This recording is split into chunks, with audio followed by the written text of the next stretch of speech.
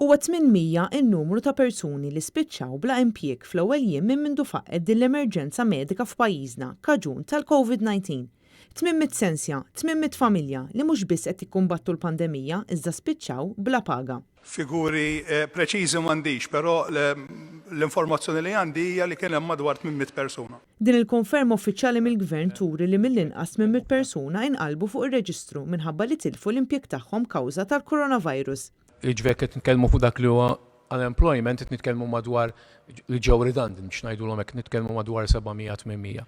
Kif qed jiġi mbassar mill-Fond Monetarju Internazzjonali, din is-sena l-ekonomija ta' Malta mistennija tonqos madwar 3%. Daqqa ekonomika li kif jidher diġà qed twassal għal numru kbir ta' sensi fil-Gżejjer Maltin. Id-bassir maħruġ mill-IMF wera li fl-aħjar xenarju possibbli il-qatt f'pajjiżna mistenni jżid għal 5%. Bil-prodott gross domestiku jinżel madwar 5% wkoll. Postijiet ta' xogħol li s'issa għal xi raġuni jew oħra għadhom miftuħa fosthom fabbriki qed iħaddmu lill-impjegati tagħhom fuq bażi ta' 3 jew 4 day week. Deċiżjoni li żgur mistennija tħalli impatt fuq il-pagi tal-impjegati fl-aħħar tax-xahar. Il-Gvern ikkonferma wkoll illi b'kollox huma 7,200 dawk li bħalissa jinsabu waqfin minn xogħolhom għalkemm għadhom fuq il-kotba tal-kumpaniji rispettivi li impjegawhom.